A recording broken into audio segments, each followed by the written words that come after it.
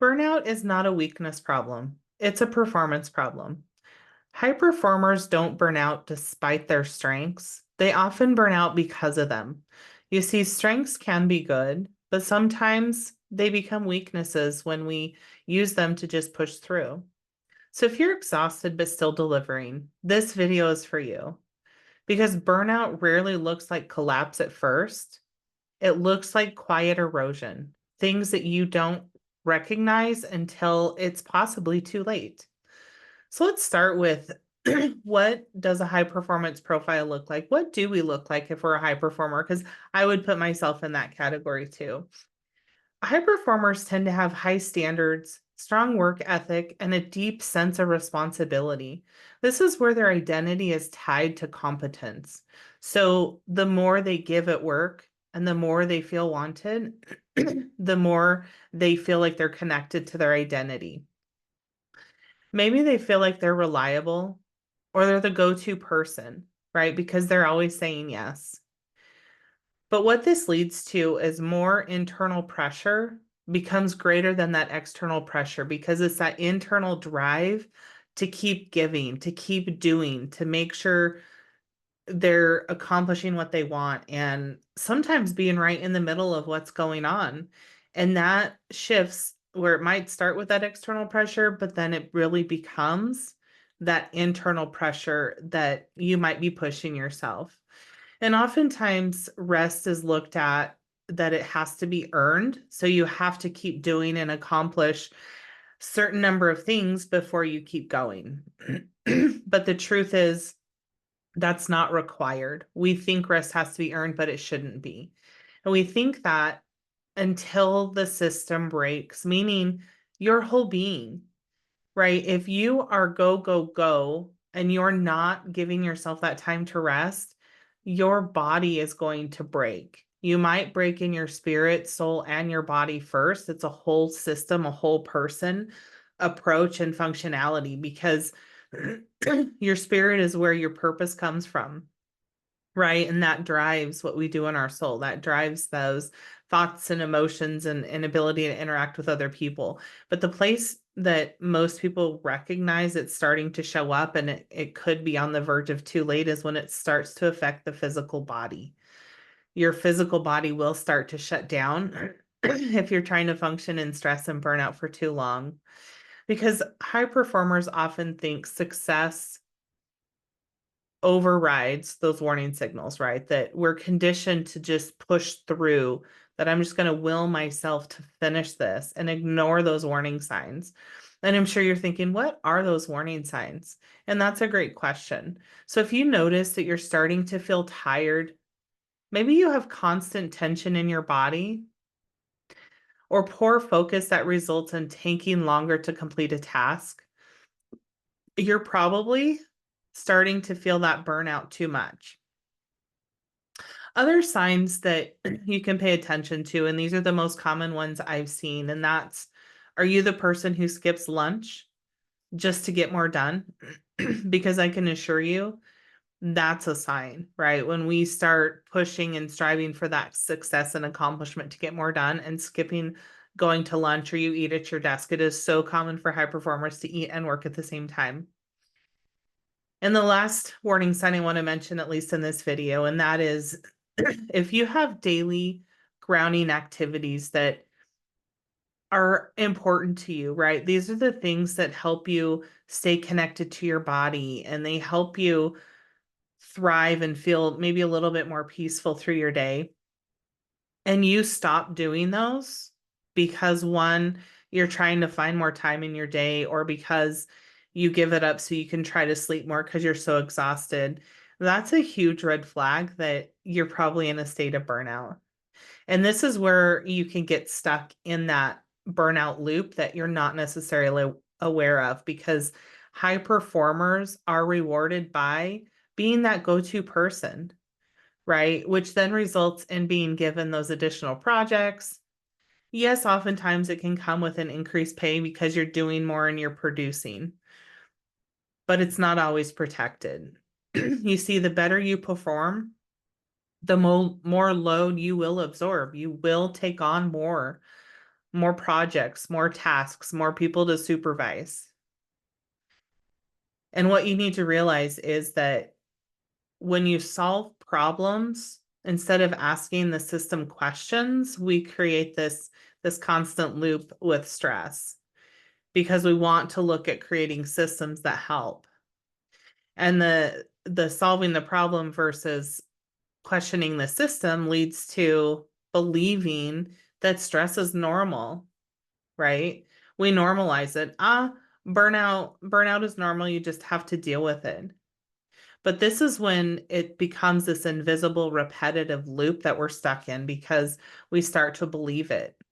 And so recognizing that burnout doesn't happen suddenly, it is accumulative and it is a misalignment with being true to who you are as a person and who your identity is so you can stay connected to that purpose. High performers tend to miss the signs. And this is because you might look for, the words fine on paper, the outcomes are intact. So that presents as if things are going well. But in reality, you're functional, but you're not well. And we want to be well in how we function, not just functional. Because when we're just functional and not well, a lot of the emotional exhaustion is masked as discipline, right? Oh, so and so's just disciplined. They're dedicated. They're probably exhausted, right? And the physical symptoms tend to get reframed as it's just part of the job. Well, it shouldn't be because our bodies should not be breaking down because of burnout and stress from a job or from other aspects of life. Oftentimes, this also compounds to where maybe you lose that joy and creativity in what you do, right? And it can present as maturity or leadership, but it's another quiet sign that you're in that state of burnout and it's not a good thing.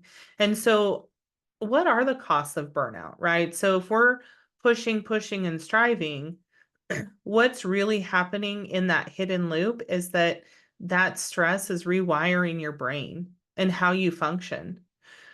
Specifically, it affects how you focus. Can you focus at all? Are you motivated to get those things done? And can you bounce back from a situation, right? Do you have that resiliency? Or are you feeling like you're just getting pushed down and run over and it's hard to make a change? It also starts to really change how you make decisions, right? Decision fatigue and just that emotional fatigue and numbness tend to become the default, meaning you might be able to push and force those decisions at work because that's your job and that's where you're striving and feeling that success because of the outcomes and what's on paper. But personally, you might be avoiding those decisions, right? I don't care what's for dinner. Let's just hit the drive-through. And I'll get to that laundry pile in a couple of days. This is where you're really starting to see the cost of being burnt out because you've been doing too much for too long. You're also going to notice that maybe your passion has faded, right? You start to lose that confidence and question, am I really doing what I'm supposed to? Because I'm not feeling it anymore. It just feels like a drain, right? Or maybe you used to have a lot of patience with employees or with your kids and other family, and your patience shrinks. It just disappears. These are all common costs of feeling burnt out and getting to that point and focusing on that survival instead of changing systems. Performance will eventually drop, but this doesn't usually show up until after you have health issues that have started, or maybe in relationship, there's a lot of conflict, or you just isolate from people. And you think that this is an area that just has to take a hit. But I can assure you, this is not a way to maintain any kind of sustainable leadership or sustainable success. You don't want to lose out on your health and your relationships because burnout has taken control. Because you see, burnout isn't just a personal failure. It might feel like it, and leadership often will say that's their problem. But burnout is a systems issue. So when we talk about a systems issue, we're talking about, yes, there are the systems within organizations that impact burnout. There's also internal systems for you as an individual and as a high performing professional that impact how much you get burnt out. And so I want you to really look at this as it is not a character flaw. Yes, there are these personal aspects that need to be addressed, but we want to look at systems, right? Because high performers need different recovery strategies. Rest is important, but rest alone doesn't solve this chronic overload.